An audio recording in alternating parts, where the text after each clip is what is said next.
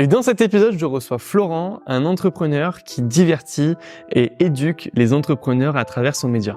En effet, Florent organise des événements et anime un média avec son fidèle associé Mohamed. Et dans ce podcast, il revient sur son parcours et il nous livre tous les secrets qui font la réussite des événements qu'il organise. On a eu un petit problème pendant 20 minutes au début du podcast où on n'a pas la caméra de Florent. Ça revient juste après. Écoutez-le en entier, évidemment, et patientez un tout petit peu et vous l'aurez en face cam juste après ces 20 minutes de problème.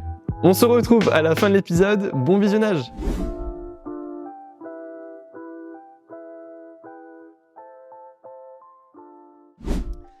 Et on se retrouve avec Flo. Merci Flo d'avoir accepté mon invitation. Merci à toi. Est-ce que tu peux te présenter simplement, en quelques mots, comme tu te présenterais à ta famille, à tes amis ? À ma famille et mes amis, c'est pas du tout les mêmes personnes qu'avec l'écosystème business. Le but, c'est que tout le monde comprenne qui tu es réellement. Simplement, je dirais Florent, j'ai 28 ans. Je suis du coup chef d'entreprise, cofondateur avec mon associé Mohamed, que je salue. Tu vas regarder cet épisode, je l'espère. Cofondateur du groupe média Flomodia, donc un groupe média qui crée des événements pour les entrepreneurs et du contenu aussi pour les entrepreneurs, avec un mantra qui est inspirer, éduquer, divertir. Et voilà, tout simplement. Génial. Dans l'écosystème entrepreneuriat, on va en parler juste après. Est-ce que si on revient quelques années, alors c'est pas forcément très loin, mais quelques années avant, sur ta partie enfance, tu peux nous dire quel type d'élève t'étais, quel type d'enfant t'étais ? Yes, du coup, en vrai, enfant moyen au collège, lycée, genre des facilités, mais du coup, pas beaucoup de temps dans les études. Okay. C'est-à-dire que je faisais le minimum pour que ça passe à chaque fois, sans trop de problèmes. Et du coup, j'en profitais en fait pas mal pour faire d'autres trucs, beaucoup jouer, pas mal sortir. Et voilà, pas super scolaire. Les facilités, je pense, m'ont aidé à passer toutes les étapes. D'aller au bac, j'ai pas redoublé j'ai passé mon bac sans redoubler. Mais tu vois, je me suis dirigé vers de la STG en seconde, enfin après la seconde, parce que les matières qui étaient proposées m'intéressaient déjà beaucoup plus. On parlait de comptabilité, ça parlait d'entreprise, il y avait de la gestion. C'était des trucs beaucoup plus pratiques que la théorie que j'avais en seconde avec les maths, la SVT, des choses comme ça. Donc rapidement, je me suis dirigé vers ces matières-là et le plus tôt possible, je voulais travailler. Donc je suis allé en BTS, j'ai fait de l'alternance dès ma première année. Et alors c'était un BTS informatique, c'était horrible. Je pensais aimer l'informatique, mais l'informatique professionnelle, c'était une dinguerie. Ouais. Tu vois, des maths appliquées à l'info, enfin vraiment toute la partie info que... C'est pas du tout ce qu'on pense de l'informatique classique. Ouais, moi tu vois, j'ai eu un ordi assez tôt, mon père était pas, qui fait pas mal l'informatique. Et du coup, je bidouillais pas mal de trucs sur mon Windows, je craquais des choses et tout ça. Mais en fait, une fois là-dedans, c'était plus du tout aussi drôle que ça, l'architecture réseau, bref, plein de trucs que certains devront connaître, je pense. Mais ça m'amusait pas du tout. Et surtout au taf, en fait, la partie boulot était... L'alternance, ouais. Ça se passait pas bien. Non, en fait, parce que t'es pas motivé. Donc au début, bon, t'y vas un peu à reculons et tout ça. Tu dis, vas-y, ok, j'ai pas trop le choix, c'est quand même mon premier boulot un peu. Et finalement, en fait, genre vraiment tout le temps à reculons, c'est impossible. T'as pas envie de te lever le matin, t'arrives là-bas, t'as qu'une envie, c'est de partir. Enfin, le moindre truc est une friction. Ouais, c'est pas... en plus, dans un premier job, c'est pas idéal quand tu commences sur ça. Clairement, puis c'est bête, mais du coup, je vais avoir 19 ans. T'es peut-être pas le plus mature non plus à 19 ans. Donc, tu vois, je sais pas, t'as la moindre occasion pour louper le truc et tout ça. J'étais pas du tout rigoureux, en fait. Le fait que de pas aimer ça me rendait ultra... tête en l'air sur plein de choses là-bas, même si je le suis toujours aujourd'hui, comme tu peux le constater. Là, c'était vraiment très, très accentué, clairement. Okay. Et donc, au bout de 6 mois, 7 mois, je pense, j'arrête ces études-là. Je vais travailler pendant le reste de l'année pour pas rien faire. Franchement, au bout de 3 semaines, je vais trouver un taf. J'ai bossé au McDo, j'ai fait un truc aux impôts. J'ai testé plein de petits trucs. Et franchement, ultra cool. Pas mal de découvertes. T'avais des passions pour aller sur la partie informatique dès le début ? C'est quoi qui t'animait quand t'étais au collège, au lycée ? Franchement, déjà, pas mal gamer. Donc du coup, en fait, c'était très nerd à l'époque. C'était pas aussi populaire et très cool que maintenant où tu peux jouer juste à Fortnite et pas kiffer forcément tout ce qu'il y a autour. C'est vrai que de base, quand moi je démarre un peu tout ça, souvent il faut aller sur des serveurs privés, il faut craquer des trucs. Je sais pas, je me souviens avec mon cousin pas mal tester des trucs aussi... enfin, vraiment de craquer nos, comment ça s'appelait? Fallait avoir C'était, des petites bases en informatique quand même quand tu commençais. ouais, en fait, ton Windows, en fait, Ouais. était assez. Maintenant, on est tous sur Mac. Parce que tu fais rien de particulier en Non. fait dessus. Tu suis toujours les applis et tout. Là, c'est vrai que tu essayais toujours de craquer un peu les trucs. Je me souviens des. Putain, c'est pas iPhone, c'était la version iTouch, Oui. iPod Touch. Enfin, tu vois, tu pouvais jailbreaker tes trucs et tout. C'était vraiment de l'informatique de base, hein. On n'est pas du tout sur un truc très poussé. Mais du coup, un peu de code. Sur la partie STG, il y a un bloc d'informatique, franchement, qui me plaît. Je fais mes premiers sites très fixes, HTML, CSS, PHP. Franchement, c'est ultra moche aujourd'hui. Mais tu vois, je découvre un monde qui me plaît et qui me parle.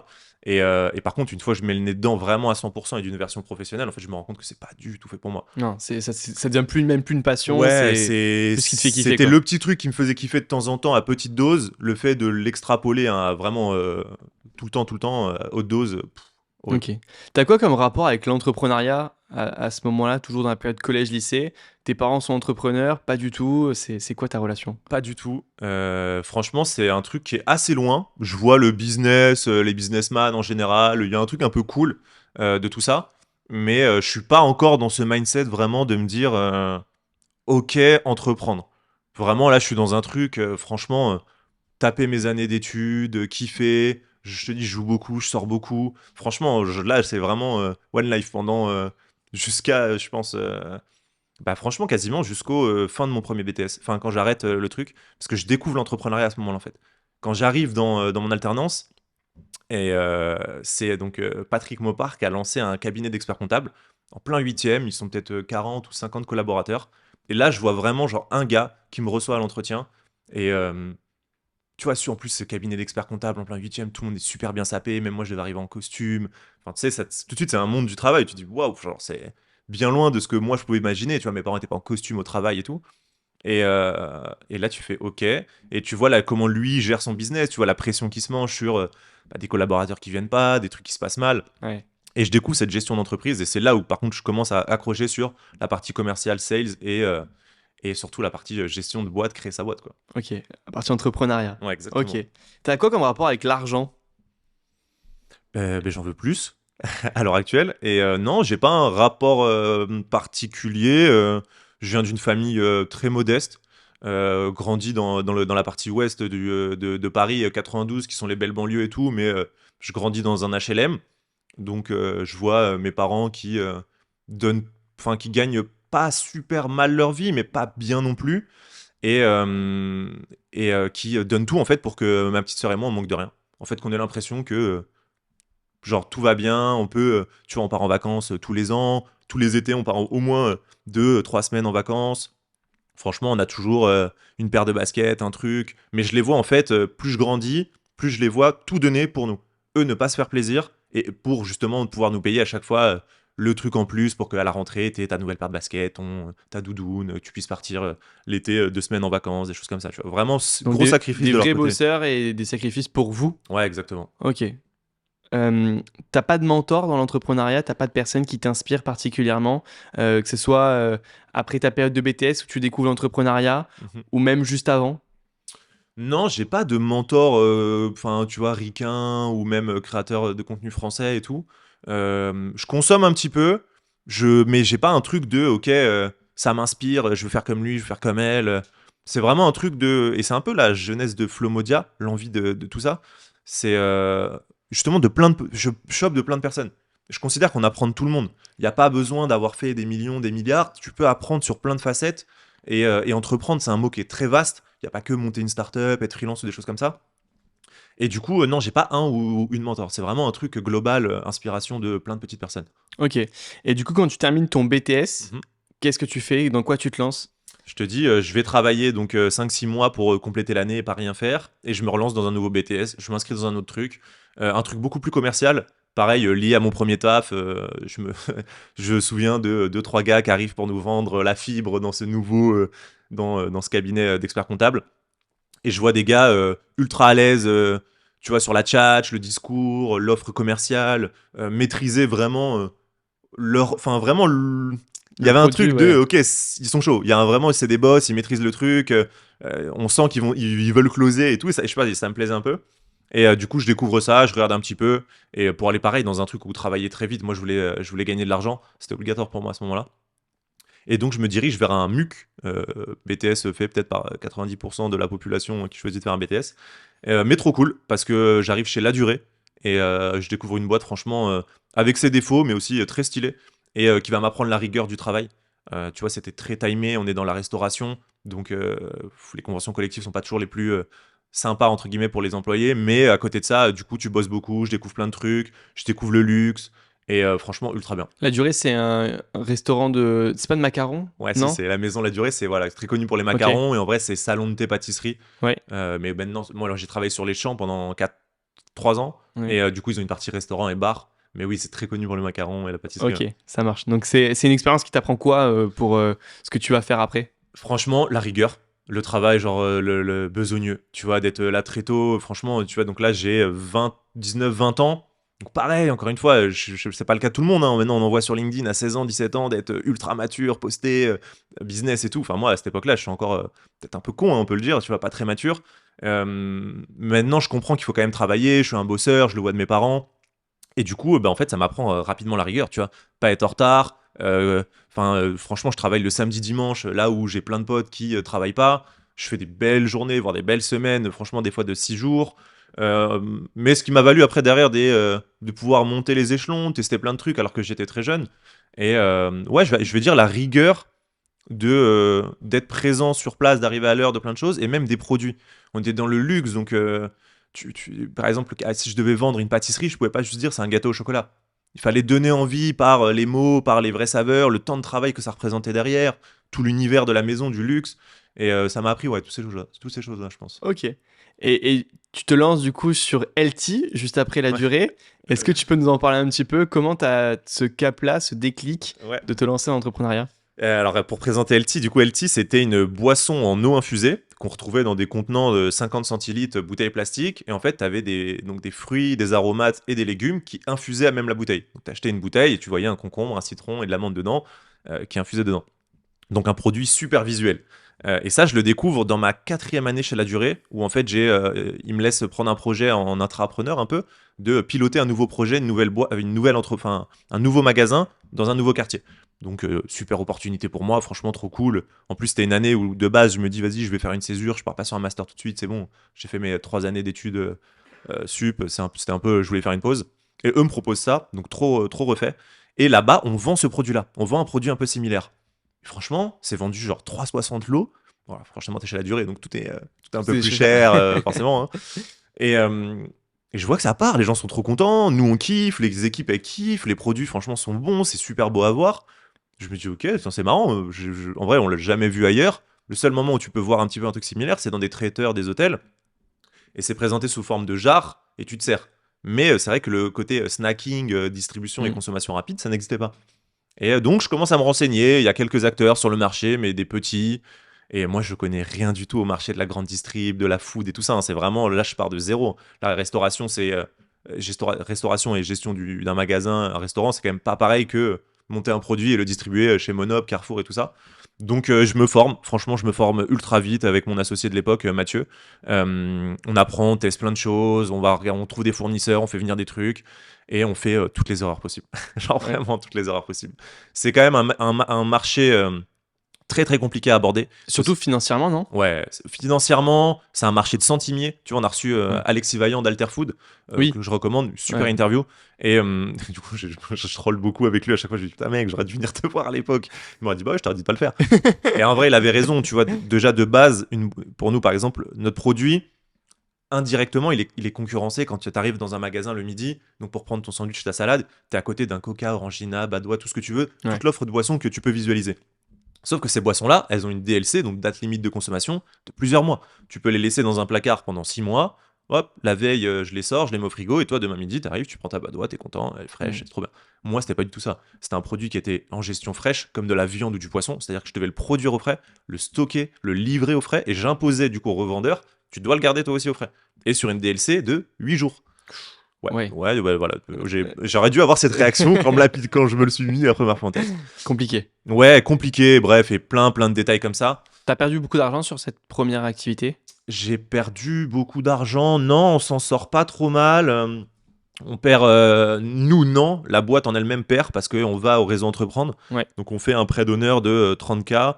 On va à la banque, la BNP aussi, on fait un beau prêt pour financer du matos, camion, pas mal, un peu une petite chaîne de production très manuelle.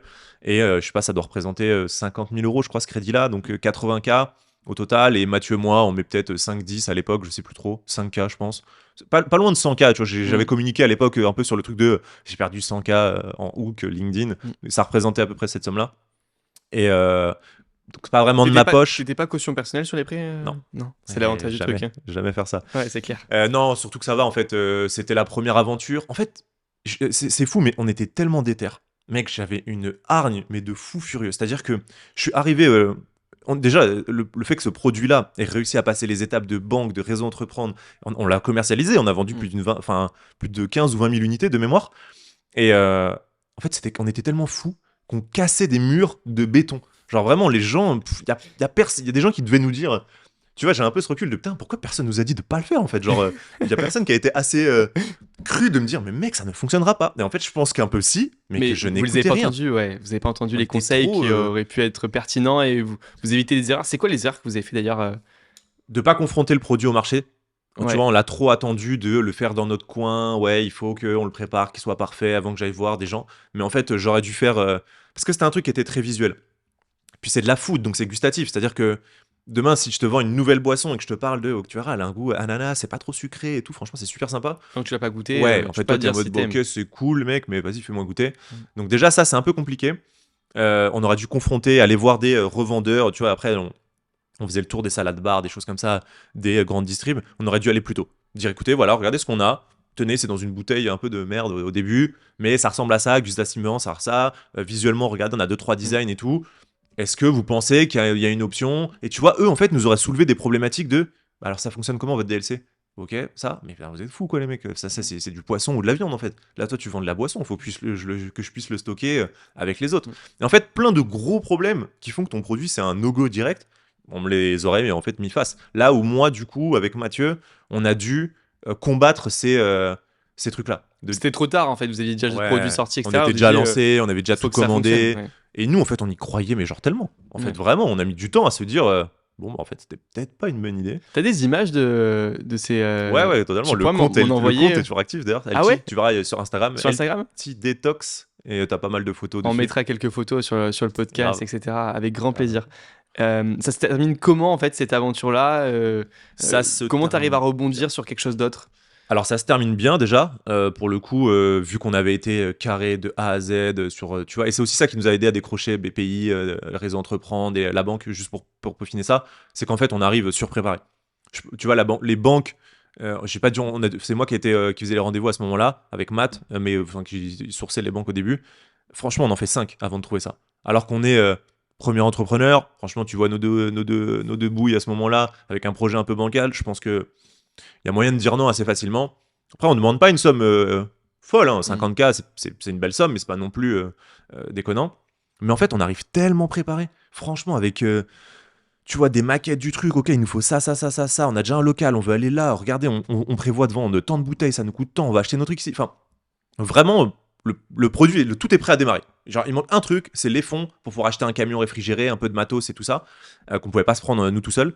Et on démarre.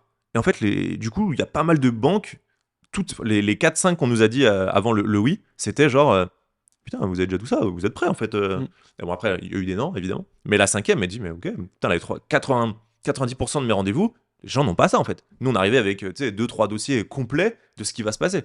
Ça ne veut pas dire que ta boîte va fonctionner, la preuve, mais ça, en fait, ça rassure les gens. Ouais, il y a un professionnel dans l'approche que tu vas avoir avec ton banquier. Totalement. Évidemment, en fait, c'est la première approche qu'il va avoir. Tu limites les peurs de attends, est-ce que je le donne aux bonnes personnes et tout ça. Ouais. Donc voilà, ça se termine bien, tribunal de commerce, pas de défaut de gestion. Donc en gros, c'est ok les gars, vous avez tenté et pas juste dommage, tu vois, vous avez fait le maximum. Franchement, on a tiré pendant 1 an et demi, 2 ans quand même sur un truc qui franchement aurait dû s'arrêter bien plus tôt. Mais voilà, gros apprentissage. Donc comment ça se passe la fin d'une boîte comme ça? Tu vois, je sais pas, même par écoute, expérience. Tu vois, nous comptables, tu dis que ok, t'es plus en mesure de. Enfin, en gros, concrètement, tu dis voilà, c'est la merde, il y a plus assez de cash pour payer les fournisseurs peut-être à qui tu dois un peu d'argent. Tu sais que là, tu n'as pas forcément de cash qui va arriver dans les prochains mois ou les prochaines semaines, ou en tout cas pas assez. Donc je crois que c'est un truc genre de... J'ai plus le nom exact, mais en fait ça te dit en gros, ok, là on freeze tout. À partir de ce moment-là, ok, plus rien ne rentre, plus rien ne sort. Donc je dirais défaut de paiement, mais j'ai un doute sur le mot, ça me semble pas être ça. Et après, c'est des démarches. Donc le comptable gère un petit peu à ce moment-là. Et après, on va dire que la fin, c'est au tribunal de commerce. On va regarder ton dossier. Tu présentes ton dossier, donc Ouais. tes bilans, Tu passes en etc. liquidation judiciaire. Ouais. Nous, on a choisi la liquidation judiciaire. Donc c'est de dire, ok, la boîte n'a plus les fonds pour tout ça. On s'arrête là. L'aventure est terminée. Et en gros, donc, tu arrives avec ton dossier, on pourrait dire, hein, tous les éléments que tu peux apporter. Eux regardent. Donc c'est un peu bizarre, hein, franchement, encore une fois. Tu vois, je devais avoir 22, 23 ans. T'arrives dans un truc où il y a, franchement, je sais plus, c'est 8 personnes devant toi, et tous plus de 70 ans. C'est tribunal de commerce dans Paris. C'est un cadre un peu genre un peu flippant quand même au Ouais, début. c'est Tu te dis, clair. punaise, Intimidant, en tout cas. merde, Ouais. qu'est-ce qui va se passer? Qu'est-ce qu'on va me dire? Est-ce que j'ai fait une bêtise en fait, mine de rien? Est-ce que j'ai fait les bons choix? Est-ce que tout ça? Et en fait, pour eux, c'est anodin. En plus de ça, encore une fois, nous on était ultra bons gestionnaires. Franchement, à l'époque, tu pouvais me demander un papier, une facture sur un truc, hop, je te la sortais. J'étais rigoureux à fond là-dessus, ce qui est peut-être un peu moins le cas maintenant, parce que tu te rends compte que c'est peut-être trop, c'était extrême. Ouais. Mais ce qui fait que bah, du coup, c'est ok les gars, bon bah, dommage, c'est bien, vous avez testé, baissez pas les bras, il y aura d'autres aventures. Et franchement, les gens ultra cool. Donc ça s'arrête là, t'as deux trois papiers, bon, tu vois, les gens vont essayer de Mm. revendre le camion, les éléments pour payer, je sais pas, le fournisseur que t'as peut-être pas pu payer la dernière fois ou des choses comme ça. Et pareil que la banque puisse récupérer un peu d'argent. Donc ça s'arrête là. Je trouve un taf, franchement, quasiment peut-être quelques semaines après.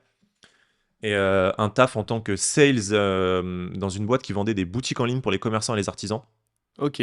Donc c'était pas le taf de foufou, mais c'était de la prospection pure, cold call et tout ça. Je m'étais dit, ok, vas-y, je trouve un truc rapidement. Encore une fois, En salarié, là, du coup. ouais, ouais, ouais, totalement. Là, c'est vraiment de dire, ok, vas-y, reprends un truc.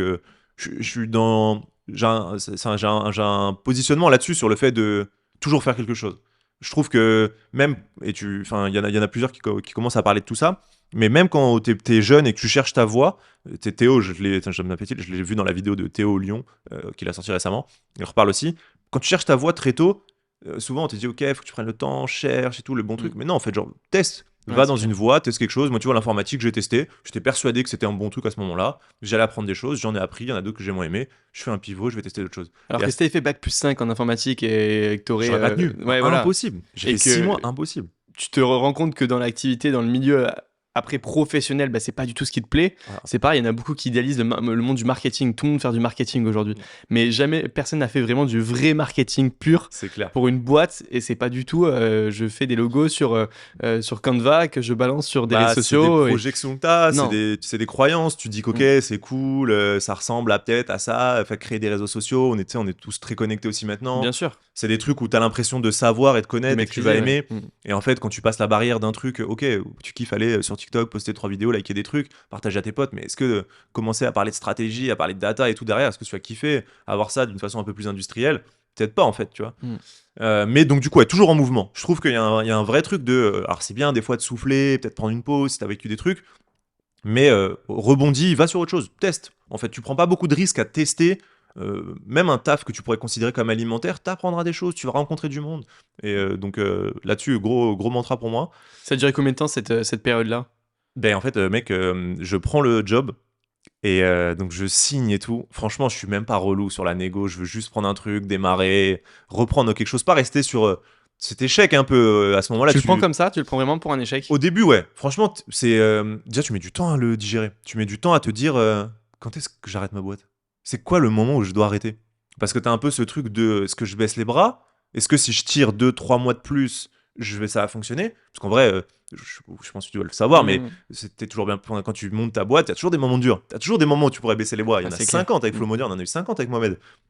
Mais il y a toujours eu ce truc pour qu'on passe à l'étape d'après. Et là, à ce moment-là, impossible. Et franchement, on a testé mille et une choses, mais on n'arrivait pas à trouver ce truc qui nous allait, qui nous disait, ok, on se voit continuer 2, 3, 4, 5 ans, 10 ans dedans, retester. Enfin, franchement, on a envisagé plein de trucs. Et à un moment, tu te dis, ok, stop, en fait, genre, c'est plus la bonne voie pour moi. C'est un peu comme ce truc des études et tout, bah, c'est ok, comment est-ce que je fais pour arrêter ça proprement, avec le moins de pertes possible, le moins d'emmerde pour les gens. Et voilà, en fait, tu t'arrêtes et tu dis, ok, c'est bon, je retesterai autre chose. Je sais que c'est qu'une première aventure. Mais maintenant, avec le recul, je le vois comme un vrai apprentissage. Au début, c'est vrai que sur le coup, c'est un peu, forcément, c'est Non, pas aussi forcément, facile. c'est dur, ouais. Parce que t'as aussi le vis-à-vis des proches, plein de Ouais. choses, tu vois, c'est quelque chose qu'il faut expliquer. De ton entourage, la vision qu'ils peuvent avoir, etc. Tu me disais du coup que tu arrêtes donc cette activité-là, tu Mhm. prends un job en tant que sales et ça dure très peu de temps. Ah ouais, en fait, ça dure. Je crois que je fais 2-3 jours. Il faudrait que je regarde. Je crois que je signe le 16 ou 17 mars 2020. Tu sais ce qui se passe quelques jours après? Ouais, un Confinement. petit confinement, un Confinement. petit Et du truc. coup, je me retrouve chez moi 2 jours après avoir signé mon CDI dans le truc. Ils te font pas tes travails? Alors, au début, on me fait Ouais. télétravailler, mais moi, pour rappel, je suis censé vendre des boutiques en ligne. Donc, par exemple, aller voir l'épicier un peu du coin, Oui, le donc c'est la primeur. prospection physique en Un porte-à-porte. peu des deux. Il y a du call call, mais il y a aussi ce truc. C'est l'artiste. Enfin, tu C'est vois, un quand t'es artisan. commerçant, t'as besoin un Hmm. peu de ce truc de attends, t'es qui à me vendre ton C'est truc au quelqu'un qui n'est téléphone? pas du tout dans le digital, donc si en plus tu as un côté digital quand tu l'appelles dans la Ouais. prospection, il est Ah, pas franchement, forcément à ça, l'aise. ça faisait vendeur de tapis. Ouais. Après, voilà, ça peut se vendre, ça a fonctionné et tout, mais en plus sur Paris, c'était quand même des gars qui étaient quand même très souvent sollicités parce qu'il y avait beaucoup d'acteurs Ouais. concurrents à ce moment-là. Et du coup, confinement, donc je me retrouve à des fois appeler, ok, je fais ma base, j'appelle et tout. Et il y en a plein qui me disent, ok, vas-y, cool, bah passe me voir. Ah oui, mais j'ai pas le droit de sortir. Donc, ok, bah j'appelle mon employeur, est-ce que je peux? Bon, c'est pas trop, bon, vas-y, une fois. Donc tu vas une fois, tu reviens. Faut, attends, là c'est un peu plus chaud, il faut pas trop sortir, faut des attestations, tu sais, t'as des trucs qui commencent à arriver de plus en Hmm. plus. Et donc on passe en chômage partiel ou technique, je sais plus comment ils appellent ça. Partiel, ouais. Et du coup, ils décident de me garder. Je pense qu'en fait, l'expérience que j'avais avec LT, pour eux, c'était cool. Dans le sens où c'est une cible que j'adressais déjà pas mal avec le fait d'aller prospecter et tout ça. Donc, plutôt que de se dire, OK, on a perdu du temps à le recruter, on va cut son contrat, et puis voilà. Là, il y avait l'aide du chômage. En gros, l'État payait mon salaire à ce moment-là. Et eux, ça leur coûte pas d'argent ou très peu. Donc, ils se disent, OK, on va attendre que ça passe, on va le garder avec nous dans les effectifs. Là où certains sont un peu kill, je crois. Et du coup, en fait, je passe 6 mois, 7 mois. Franchement, je fais 3 semaines comme ça dans une situation un peu bizarre où t'appelles, mais tu peux pas te déplacer. C'est un peu la même chose. Tout le monde est dans un flou bizarre. Et après, je fais 6 mois genre d'être payé à rien faire parce que y a plus rien à faire. Et t'es juste en Mhm. chômage, quoi. Donc, confinement plutôt cool de mon côté en vrai, réellement. T'es payé, t'es tranquille un petit peu, Ouais, bah surtout chômage que partiel.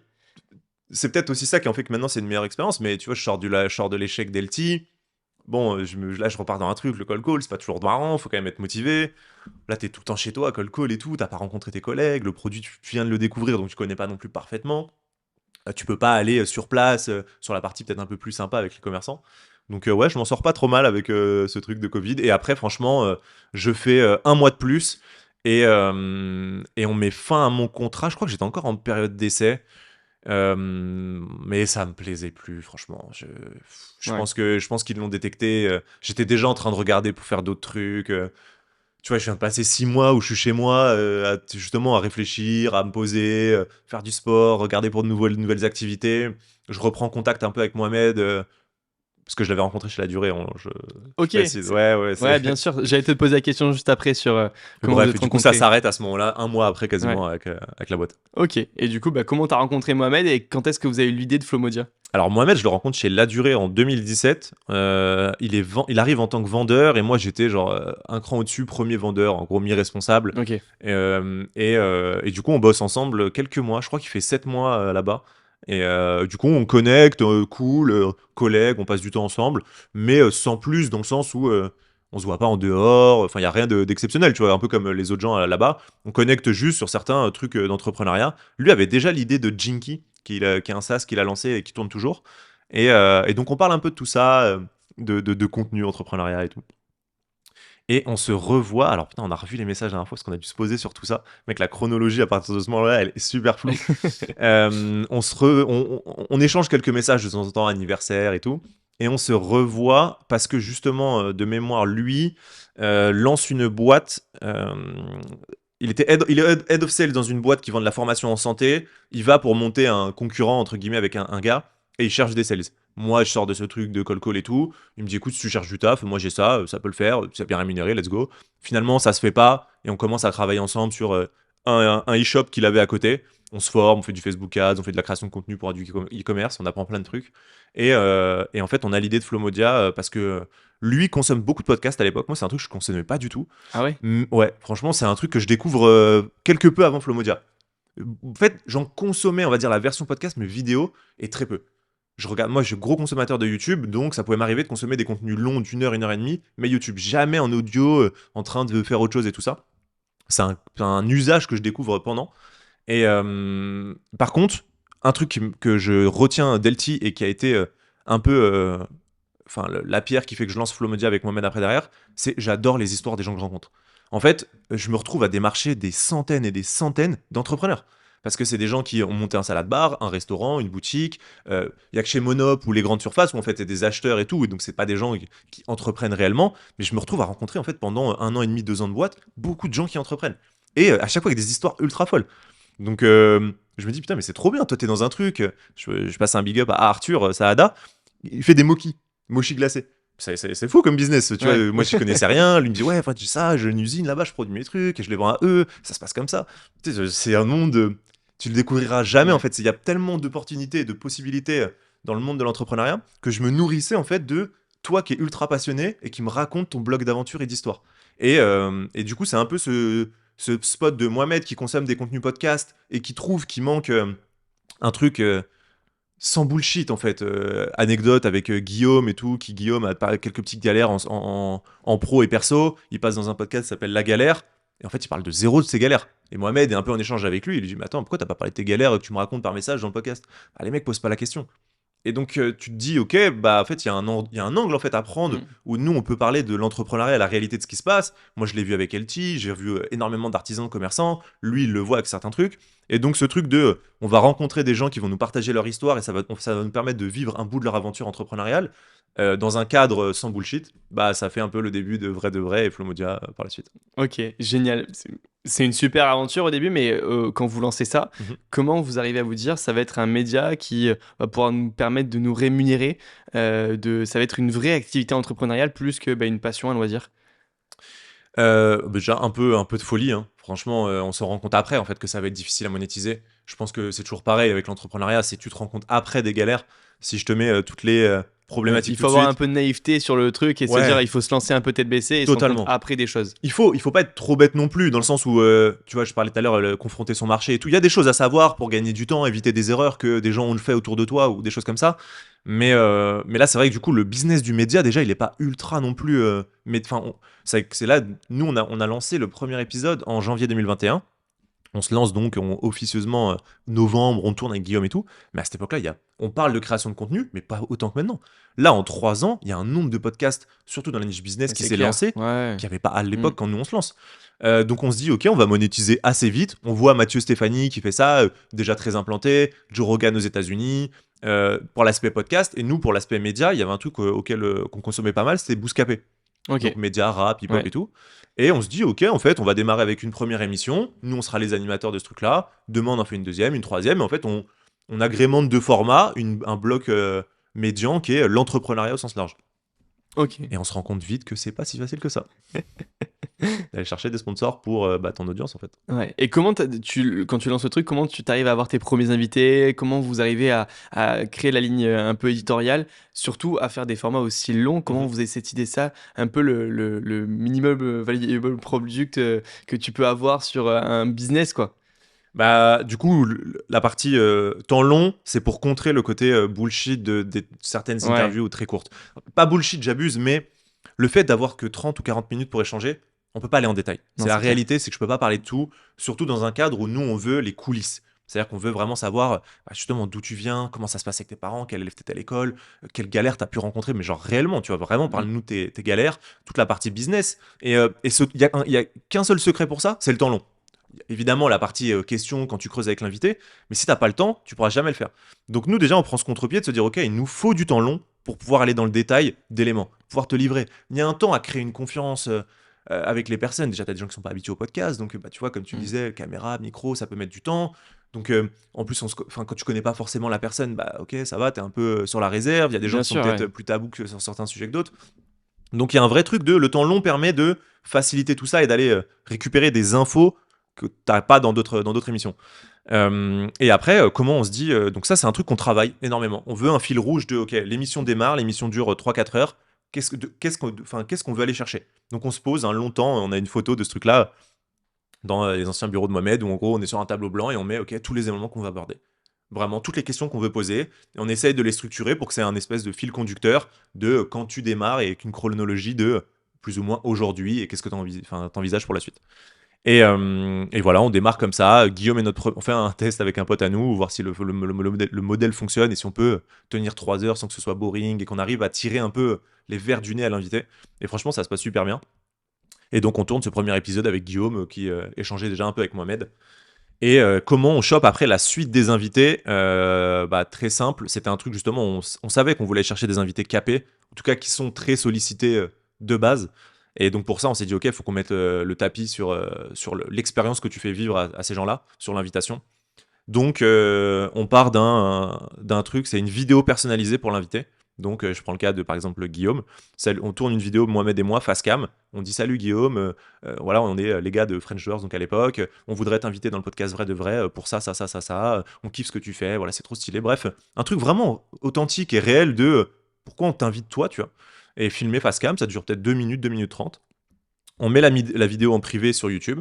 Et après, autour de ça, on se dit, OK, on veut pas passer par les emails pour démarrer, parce que tout le monde contacte par email. Ouais, c'est clair. C'est normal, en fait, c'est le truc le plus simple. Si tu te manges un nom, c'est pas très galère, ça te coûte pas d'argent, enfin, quasiment pas, entre guillemets.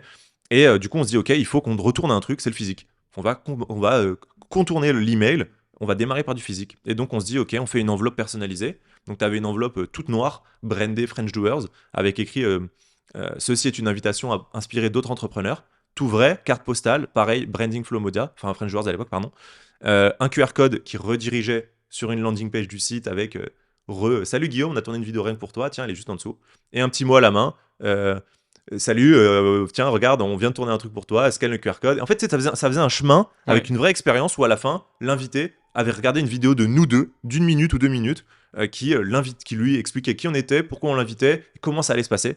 Et en c'est vrai, génial. ça a fait mouche plusieurs fois. Ouais, C'est comme ça que les gens ont accepté beaucoup plus facilement, alors que vous étiez personne, ouais, totalement. entre gros guillemets, mais Non, mais clairement, c'est vrai. Vous venez de lancer le média, il n'y a pas d'influence pour eux, il n'y a pas d'intérêt finalement à venir. C'est ça. Et souvent, je le vois quand on commence à inviter des personnes, ils nous demandent combien vous avez d'écoutes, etc. Tu les as eu toi aussi, ces gens-là? Bien sûr, évidemment, ils demandent ça. Mais après, je comprends en même temps. C'est-à-dire que leur temps est calculé pour certains entrepreneurs et ils se disent, voilà, j'ai 10 podcasts qui me sollicitent par semaine, je vais choisir les 3-4 qui ont le plus d'écoutes. Ouais. Je suis pas tout à fait d'accord. Après, je suis pas dans cette position-là, donc peut-être que ça évoluera, en effet. Moi, je suis pas encore ultra sollicité tous les matins de devoir choisir, OK, tiens, j'ai 10 podcasts, lequel je vais faire. Donc peut-être que ça évoluera, mais je pars aussi d'un truc c'est quand même cool de pouvoir rendre l'appareil. C'est clair, en fait, évidemment. J'ai appris des trucs, je suis pas the best entrepreneur, je suis pas parfait et tout ça, mais j'ai quand même des apprentissages que je considère peut-être intéressants, qui peuvent intéresser d'autres gens. Et let's go, en fait, si ça peut... Tu vois, si tu me contactes et que tu me demandes de t'inviter, si je peux te donner ce temps-là, let's go. Si je peux pas, pour X raison, je le fais pas. Si je te dis, tu vois, là, j'aurais pu te dire non, on est dans une phase de crowdfunding, j'ai plein de trucs, tu vois, ça génère même du retard de ma part, mais je préfère me dire non, en fait, j'y vais, ça va être cool, je passe un moment, je vais rencontrer quelqu'un, ça va se passer un truc cool. Peut-être que ça évoluera quand tous les trucs t'appellent, que là tu dois faire un choix. Non, mais moi j'avoue que je l'accepte et je me dis, ça met un challenge encore plus, c'est encore plus motivant de dire, tu vois, je leur dis 5 000 écoutes par mois, et ils me disent, j'ai des propositions de podcasts qui font entre 30 et 50 000 écoutes par mois potentiellement. Donc ça donne le challenge de dire, écoute, faut que j'arrive à ce niveau-là, et quand je serai à ce niveau-là, je le rappelle. Et le mec, voilà, ça peut être, j'ai pas trop d'ego à ce niveau-là, je me dis, écoute, on verra à ce moment-là. Tant mieux, t'as raison, moi j'ai beaucoup plus d'ego que ça et ça me gonfle, tu vois. Toi tu dis, non, tant pis, écoute, si moins maintenant, mais c'est vrai qu'au début, ça nous gonflait un petit peu parce que on part d'un truc, on le fait égoïstement évidemment pour nous. Exactement. C'est vrai que ça nous permet d'apprendre, ça nous permet de créer un média, donc on vient chercher ta notoriété et tout ça, mais c'est aussi dans un truc de partage. Sinon, en fait, ça n'a pas de sens. Si on le diffuse, si on fait 4 heures, c'est aussi pour que les gens puissent choper quelque chose. Enfin, tu vois, après, c'est peut-être le temps que les gens comprennent aussi pourquoi, mais tu vois, nous, sur certaines émissions, plusieurs émissions, on a eu des retours des invités qui nous disent, mais c'est ouf les retours que j'ai. Il y a des gens qui écoutent 4 heures. Et ouais, mais en fait, quand tu écoutes Non, mais je 4 te heures une confirme, moi j'ai personne, écouté 4 heures, plusieurs épisodes, quoi. Donc, et mais tu te tu vois, régales. tu vois comment tu connais, en fait, la sensation que tu as de connaître la personne après, À la avec le fin, niveau ah de ouais, détail ouais, dans lequel on mais bien va. sûr, ouais, Et ouais. t'as plein de gens, moi, qui m'ont dit, écoute, je vais postuler chez telle boîte, chez Guillaume, chez Simon Davila, Batch, parce que, en fait, j'ai kiffé la personne. Mm. Donc, il y a aussi ce truc de, ok, je comprends que ça a du temps de ta part, mais comprends qu'il y a aussi un intérêt pour toi. Alors après, c'est vrai qu'il faut un minimum de sexiness pour que la personne se dise, ok, bah, c'est le meilleur choix dans tout ça. Mais si tu considères que c'est ton meilleur podcast, c'est toi le meilleur podcast, il faut que les gens Exactement. viennent chez toi, tu vois. Ouais, ouais, non, mais je Non, mais comprends. c'est un truc un peu d'ego et je suis d'accord qu'il faut pas non plus le prendre personnellement parce Ouais, que potentiellement, quand t'es ultra sollicité, bah, il faut faire un choix. C'est c'est sûr, clair. donc je Et- m'y ferai pas. En parallèle de Flomodia, vous créez deux Mhm. boîtes, donc Cézo et la potion rouge. Ouais. Est-ce que tu peux nous en parler un petit peu, savoir comment tu les crées, pourquoi tu les crées? Est-ce que tu refais pas les mêmes erreurs qu'avec la boisson Ouais, énergisante? intéressant. Alors, la potion rouge, première boîte, c'est une boîte à destination des créateurs de contenu et des boîtes qui veulent se lancer sur YouTube. C'est vraiment, en gros, boîte de production destination de YouTube. On fait beaucoup de conseils, d'audits, de stratégies vraiment autour de cette plateforme-là et aussi de la post-prod. Et ça démarre comment? Bah, ça démarre parce qu'en fait, Mohamed et moi, c'est le canal qu'on ciblait de base avec Vrai de Vrai et French Joueurs Flomodia. Et en fait, on commence à avoir de la sollicitation de écoutez les gars, c'est cool ce que vous faites, putain, ça monte bien, vous faites des beaux chiffres. Moi, j'aimerais faire pareil. Comment ça fonctionne? Et au début, bon, bah, tu donnes un peu le conseil parce que c'est quelqu'un de, je sais pas, de Station F qui est à côté de toi, quelqu'un que tu rencontres, donc juste tu donnes, tu donnes. Et en fait, tu te rends compte que, bah, attends, il y a peut-être un truc à faire de monétiser ça, peut-être que je peux le faire à ta place, tu vois, de ramener du matériel, quelqu'un qui est avec toi, la post-prod, t'as peut-être pas envie de le faire, c'est peut-être une barrière pour toi. Même de comprendre les enjeux, pourquoi tu te lances sur YouTube, pourquoi tu veux lancer ton podcast, quels intérêts tu as avec ça, parce qu'en fait, il y a mille et une façons de le Ouais, c'est faire clair. et mille et un objectifs, entre guillemets.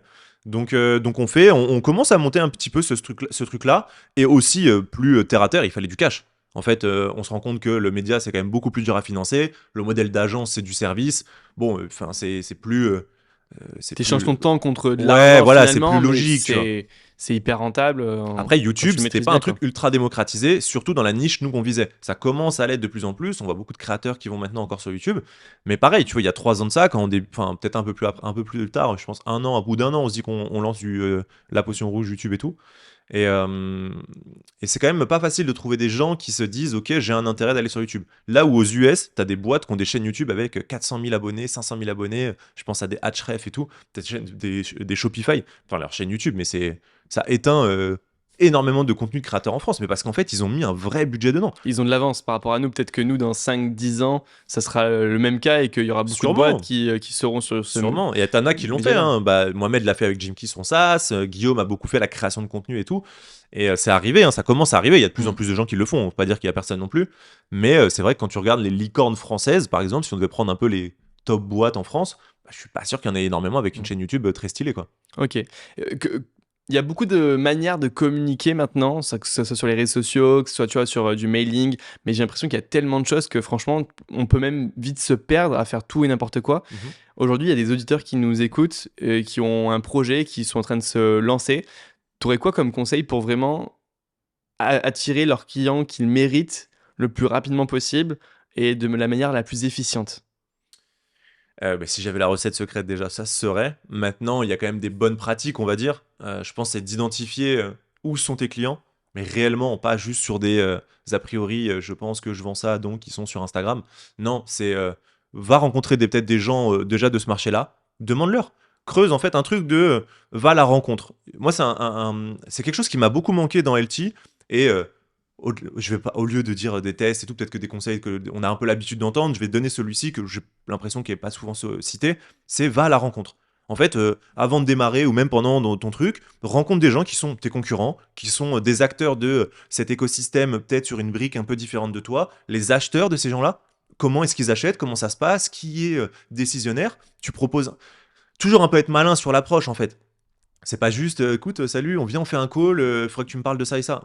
Ouais, ok, bon, franchement, la flemme. J'ai pas, comme tu dis, il y a un truc de temps. Là, en plus, t'as pas vraiment grand chose à gagner à part juste divulguer des infos. Peut-être être malin sur l'approche de comment est-ce que je peux t'apporter quelque chose. Et après, derrière, bah, en fait, tu vas juste collecter beaucoup d'informations et tu comprendras déjà un petit peu plus ce marché dans lequel tu veux adresser un produit, un service après, quoi. Ouais, où est-ce qu'ils sont en fait? Où est-ce qu'ils consomment? Ouais, où est-ce qu'ils consomment? Qui prend les décisions?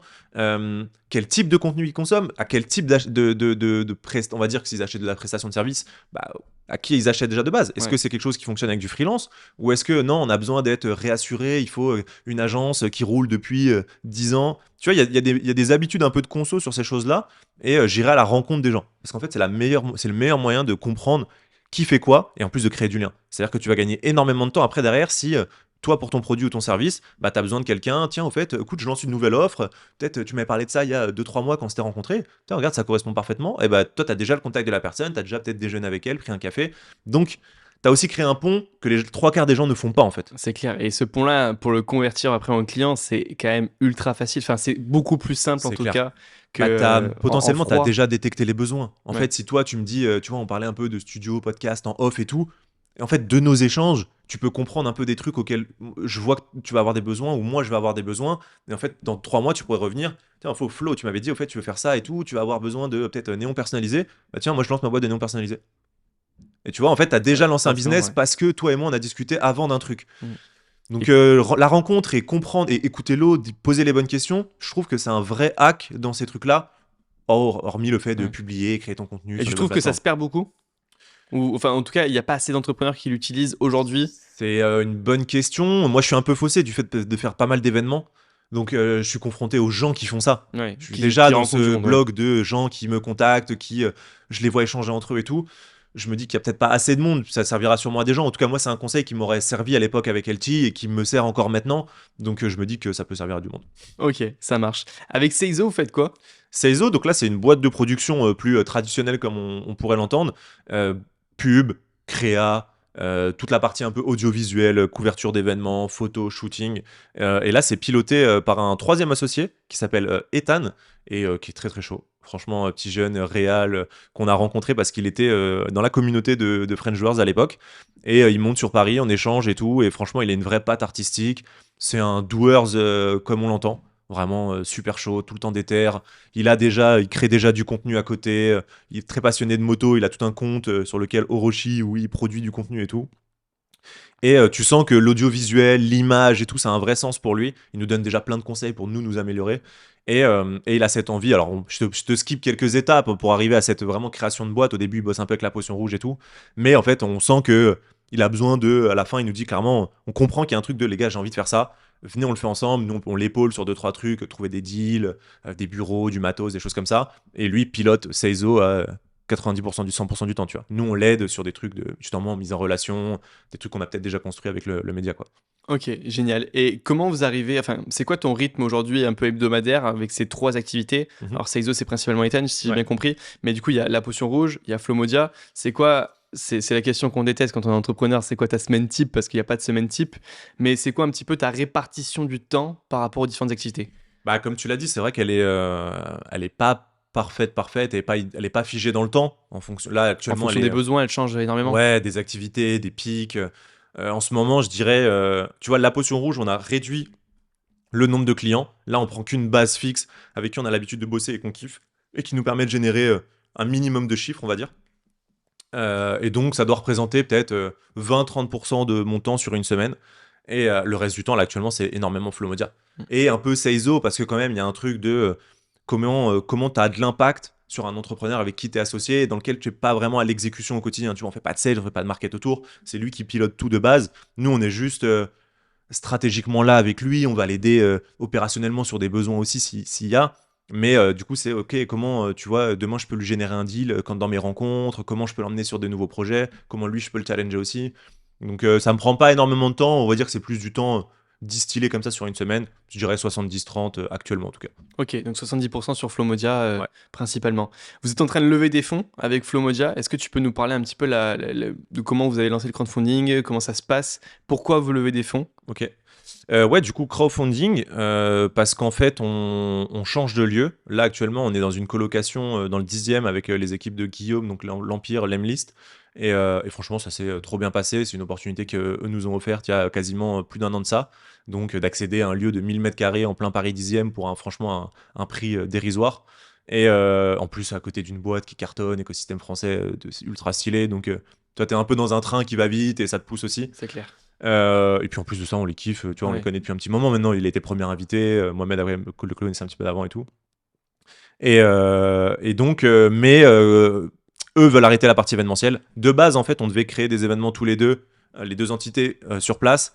Et en fait, eux, il y a un ROI qui est peut-être pas le plus adapté au produit SaaS qu'ils ont. C'est de se dire, OK, nous, on est international. Là, on fait des événements sur Paris.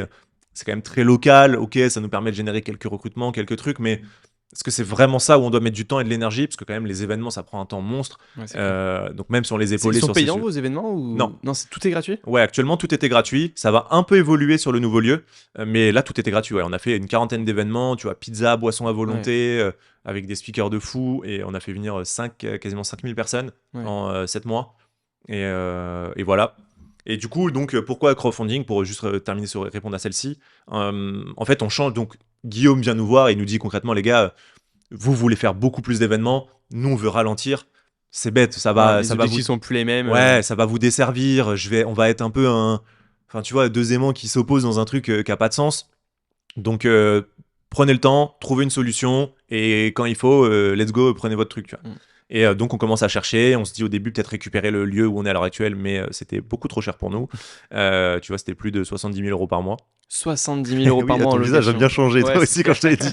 Et ben, dis-toi, j'ai eu la même réaction. J'ai fait ah ouais, bah non, c'est pas Non, possible. c'est pas. Ouais. C'est beaucoup trop cher pour nous, C'est hein, tu clair. vois. Mais après, le lieu est majestueux. 1000 mètres carrés, c'est 1000 mètres carrés, ouais. Ouais. En plein Paris 10e, à côté de République. Hein, donc, C'est ce que ça vaut en fait finalement, mais. c'est un peu cher, mais Ouais. en tout cas, on n'est pas loin du prix exact, qui est quand même beaucoup trop loin de ce que nous, on pouvait fournir. Et en plus de ça, avec des conditions d'entrée qui sont complexes pour une petite structure, tu vois, dépôt de garantie, 2-3 mois, je crois, de mémoire. Tu vois, tu dois lâcher Ah ouais. des 120K, 180K, c'est impossible en fait. Ça n'a pas de sens de bloquer de la trésor, nous, à l'heure actuelle, là-dedans. Donc bref, ça se fait pas. Et on fait un peu le tour de 2-3 acteurs du marché, tu vois, des brokers qui te mettent en contact avec des propriétaires qui ont des lieux et tout. Et on fait quelques visites, on trouve des trucs assez stylés, et on est contacté par Vivian de chez Wakano, qui est un incubateur un peu écosystème de start-up. Ils ont, je sais plus, une quinzaine, vingtaine de sites en France au total, dont un site à Paris dans le 20e. Et franchement, bon fit.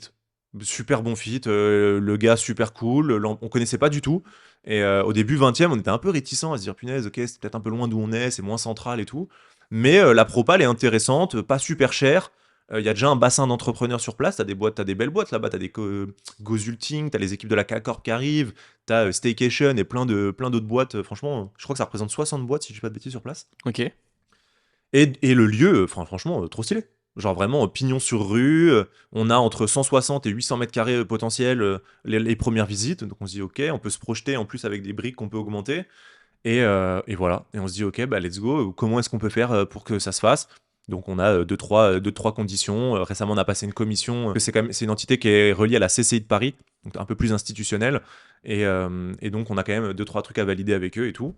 Et en vrai, ça se fait. Donc crowdfunding pour payer les travaux là-bas, payer un bout du dépôt de garantie. En fait, il y a une partie financière qui est terre à terre, payer un peu de matos, un peu de trucs, et un truc de se dire aussi, ça génère un engouement. On est en train de créer le temple de l'entrepreneuriat à Paris pour faire rayonner les entrepreneurs français en Europe et dans le monde. Venez, on le fait ensemble. Il y a un truc moins, c'est nous qui l'avons fait et tout. C'est vraiment, ok, on est à l'initiative, Mohamed et moi, mais en fait, on laisse l'opportunité à plein de gens de rentrer dedans avec nous. Et qu'importe ta contribution, en fait, parce que tu aies mis 10 balles ou 5000 balles, évidemment, t'as pas les mêmes répercussions derrière, mais nous, on le voit. Toi, t'as un vrai truc de te dire, punaise, j'y étais, je l'ai fait. Demain, quand je viendrai aux événements, bah, je pourrais, je sais pas, un peu de fierté, un peu de se dire, tu vois, tu crées un pool d'ambassadeurs qui est déjà dans ta communauté. Et donc, voilà, hein, clairement, c'était un peu ça, hein, l'aspect financier classique du crowdfunding, et de se dire, ok, on crée un réseau d'ambassadeurs de ce lieu-là. Génial. Franchement, c'est une super idée. Et dans ce lieu-là, vous allez faire quoi exactement? Alors, l'objectif, ça va être, il y a deux grosses parties. Donc, pour les 800 mètres carrés, c'est 400 mètres carrés d'événementiel. Donc, vraiment une salle, franchement, digne d'une salle de spectacle. Dis-toi, en termes de matos, son, vidéo, lumière, expérience sur place, c'est vraiment un truc qu'on veut pousser à 100%. Donc événementiel, tu parles c'est des talks d'entrepreneurs. Alors, principalement, mais pas que ça. Ok. En fait, là, sur les 7 derniers mois, on a testé 3-4 formats. On a testé les talks, les tables rondes, on a testé les interviews, un peu discussions avec 3-4 personnes sur scène. Et là, demain, l'objectif, c'est de tester du bootcamp, c'est de tester des ateliers, et même aussi des trucs expériences hors entrepreneuriat, mais en ramenant des entrepreneurs. Je te dis une bêtise, on voudrait mettre un grand bar au milieu d'une pièce et par exemple faire dégustation de vin, dégustation de cocktails, création de tes propres cocktails. Tu fais venir en fait des gens qui n'ont rien à voir de base, on va dire, avec l'entrepreneuriat. Enfin, genre, il vient pas te faire un talk sur le cocktail. Par contre, il va t'expliquer peut-être que, bah, tiens, voilà, comment on fait 3, 4, 5 cocktails. Et toi, tu es avec 4, 5, 10, 15 personnes et tu partages un moment avec d'autres entrepreneurs pour créer du lien sur d'autres éléments que juste, ok, bah viens, on vient voir un talk sur comment créer sa newsletter. Ok, c'est cool. Mais là, on va t'aider à créer des connexions sur d'autres thématiques. Ok, et toujours en étant gratuit, tu disais que ça va peut-être évoluer et changer sur certaines... Ouais, ça va évoluer. Ouais, exactement. Et en fait, il y aura toujours un bloc. C'est difficile de définir maintenant, mais il y aura toujours un bloc encore gratuit. Sûrement un événement par semaine, type de ce qu'on pouvait faire avant, là, tu vois, qu'on a fait pendant 6 mois, 7 mois. Parce que ça rend accessible la chose, ça fait découvrir aux gens, c'est plus difficile de mettre ta carte bleue dans un truc que tu connais pas encore. Donc là, c'est un truc de se dire, ok, c'est quoi, viens, découvre, c'est gratuit, c'est accessible, t'as peut-être pas le cash maintenant pour mettre un abonnement ou quelque chose. Nous, on te laisse l'opportunité, une phase d'entrée, découvrir ce monde-là. Et donc, 1 à 2 fois par semaine, une fois, je pense, un truc gratuit. Et derrière, par contre, membership Flomodia pour proposer ces expériences aux gens qui y croient. Parce qu'en fait, on s'est aussi rendu compte que faire du gratuit, bah, t'as plein de monde, mais t'as plein de monde qui se dit, bah, j'y vais pour voir. Je vais voir, je vais découvrir, et trop bien, il en faut en fait. C'est des phases de transition, peut-être que t'es en poste ou des choses comme ça. Mais là, du coup, on veut proposer de la plus grosse expérience à des gens qui sont déjà plus engagés. Ok. Et le restant des 400 mètres carrés, du coup, de l'autre côté? 400 mètres carrés, le restant, ça va être du coup 200 mètres carrés de bureaux à destination de nous et un peu de la commu. Ok. Et 200 mètres carrés de studios. Ok. Donc 4-5 studios personnalisés que tu peux louer à l'heure, que nous on va aussi utiliser pour nos contenus et que tu peux utiliser pour tes propres... Génial ça. Ouais. Bon, vous en êtes où de la levée de fonds du coup? Actuellement, là, ce matin, on a passé la barre des 32 000 euros. Ouais. Donc nous, on avait mis un palier... Punaise, un bon petit film.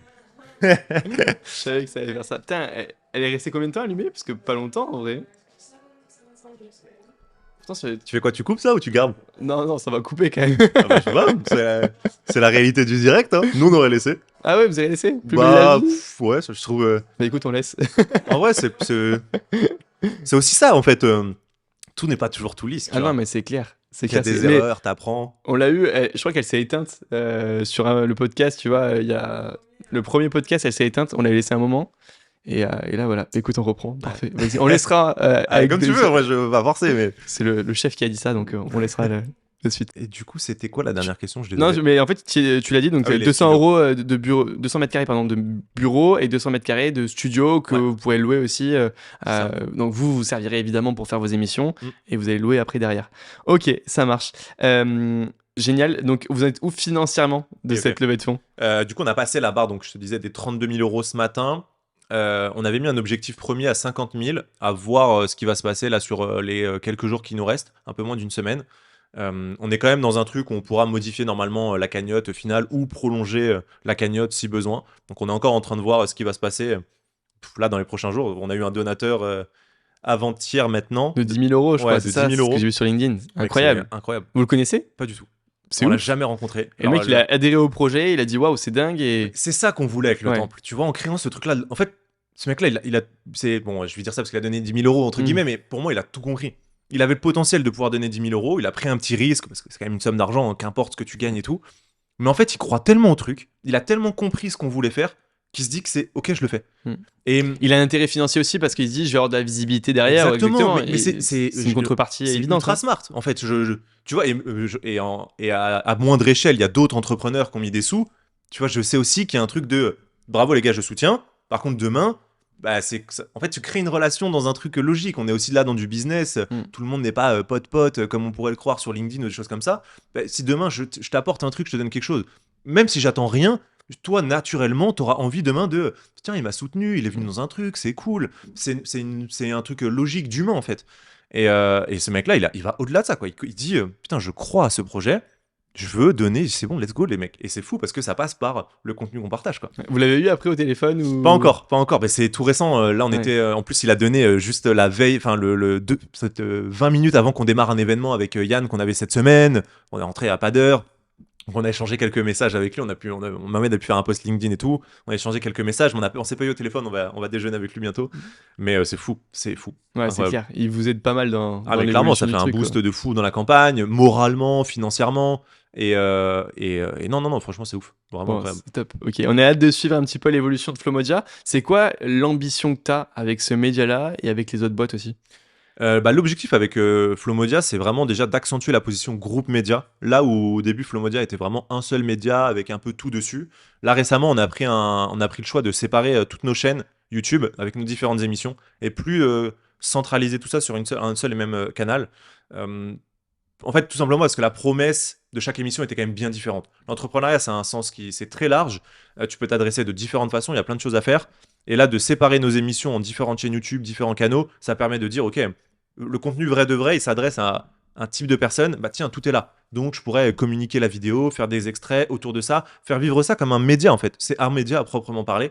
Et ainsi de suite avec les autres chaînes, un café avec Mo et Flo, des choses comme ça et continuer à faire grossir ça. Donc là, on a 5 chaînes à l'heure actuelle, c'est de les faire grandir, toujours avec cette promesse en rentrant dedans, et après demain d'en faire rentrer des nouvelles. On a plusieurs idées de médias un peu spécialisés sur des thématiques, toujours à destination des entrepreneurs, et c'est de se dire, ok, on fait grossir ce groupe média par des contenus et aussi par la partie événementielle qu'on va, je l'espère, faire croître dans ce nouveau lieu. Quoi. Mais en étant toujours vous, acteur de cette création de contenu-là, ou en la déléguant, en prenant des gens un petit peu... Très bonne question. Alors actuellement, on est beaucoup acteurs, hosts, tout ça, de tout ce qu'on peut Évidemment.